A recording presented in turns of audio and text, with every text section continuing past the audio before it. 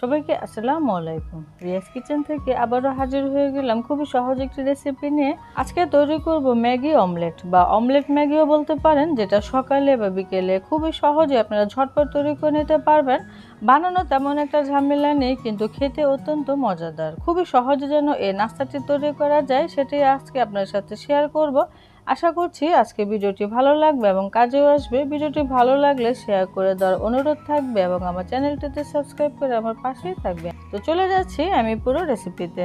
আজকের omelette Maggi তৈরি করার জন্য এখানে আমি 2টি ডিম ব্যবহার করব, তবে আপনারা চাইলে ডিমের পরিমাণ বাড়িয়েও নিয়ে নিতে পারেন। ডিমের পরিমাণটা বাড়িয়ে নিলে অবশ্যই নুডলসের পরিমাণটাও বাড়িয়ে নেবেন।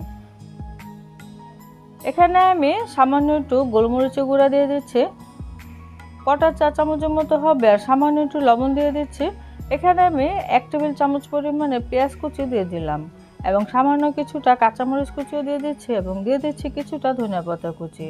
আমি আজকে ঘরোয়া কিছু উপকরণ দিয়ে এই নাস্তাটি তৈরি করব, যেন সকলে খুবই সহজে এই নাস্তাটি যখন তখন তৈরি করে খেতে পারে।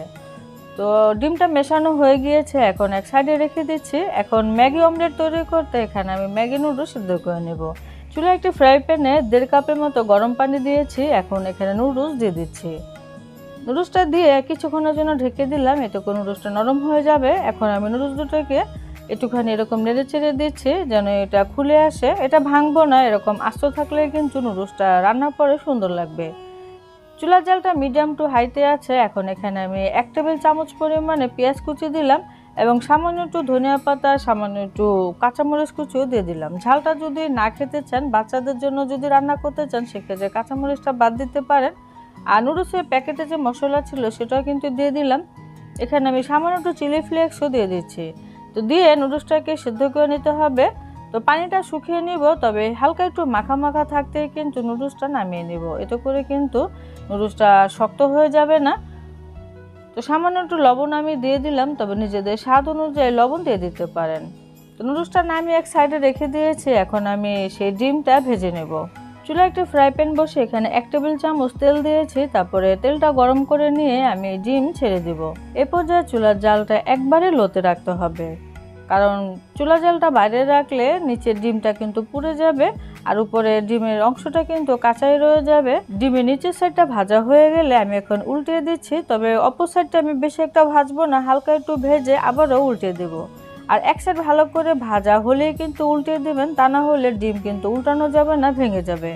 তো ডিম ভাজা হয়ে গেছে, এখন আমি সে রান্না করে রাখা নুডলস দিয়ে দিচ্ছি। আর নুডলস কিন্তু ডিমের এক সাইড করে দিয়ে দিতে হবে, কারণ ডিম কিন্তু ফোল্ড করতে হবে। আর নুডলসে আপনারা চাইলে মুরগির মাংস বা সবজি ব্যবহার করতে পারেন, তবে আমি আজকে ঝামেলাহীনভাবে তৈরি করেছি, খুবই সহজ করে। তো আপনারা চাইলে এখানে এই অবস্থায় চিজ ব্যবহার করতে পারেন। আমি কিছুটা সস দিয়ে দিলাম এবং দিয়ে দিলাম কিছুটা মেয়োনিজ। বাহির থেকে কিনে আনা মেয়োনিজগুলো কিন্তু মজার হয় না, ঘরে তৈরি করলে মেয়োনিজগুলো কিন্তু খেতে খুবই মজার হয়। আর এই মেয়োনিজ তৈরি করার ভিডিও আমার চ্যানেলে একটি আছে, আপনারা চাইলে দেখে নিতে পারেন, ডেসক্রিপশন বক্সে লিঙ্কটি দিয়ে দিব। তো সমস্ত কিছু দেওয়া হয়ে গেলে এভাবে করে ফোল্ড করে নিচ্ছি। এখন আমি পরিবেশন করছি। উপরে কিছুটা ধনিয়া পাতা, কিছুটা চিলি ফ্লেক্স দিয়ে পরিবেশন করলাম। এখন কেটে নিজেদের পছন্দ অনুযায়ী পরিবেশন করতে পারেন গরম গরম। এটা দেখতে যতটা সুন্দর, যতটা লোভনীয়, আসলে খেতে কিন্তু অত্যন্ত মজাদার। অবশ্যই একবার ট্রাই করতে পারেন, যেহেতু খুবই সহজে তৈরি করা যায়। আমি আশা করছি আপনাদের কাছে ভীষণ ভালো লাগবে এবং নতুনরাও খুবই সহজে কিন্তু এই মজাদার নাস্তাটি তৈরি করতে পারবে। আর এই নাস্তাটির ভিতরে অবশ্যই মেয়োনিজটা ব্যবহার করবেন, আমি আশা করছি অত্যন্ত ভালো লাগবে। এই মেয়োনিজটার কারণে কিন্তু এর স্বাদটা দ্বিগুণ হয়ে যায়। এই ম্যাগি অমলেটে আপনারা মেয়োনিজের পরিমাণটা আরেকটু বাড়িয়ে দিয়ে দিতে পারেন। তো আমি তো গরম গরম পরিবেশন করে নিলাম এবং খেয়ে নিলাম। আপনারা অবশ্যই চেষ্টা করবেন আর আমাকে অবশ্যই কমেন্টে জানাবেন আমার রেসিপিটি কেমন হলো। আজকের এই ঝটপট নাস্তার ভিডিওটি ভালো লাগলে ভিডিওটি শেয়ার করে দেওয়ার অনুরোধ থাকবে। তো সবাই অনেক বেশি ভালো থাকবেন, সুস্থ থাকবেন আর আমাদের জন্য দোয়া করবেন। আজকের মতো বিদায় নিচ্ছি। খুদা হাফেজ।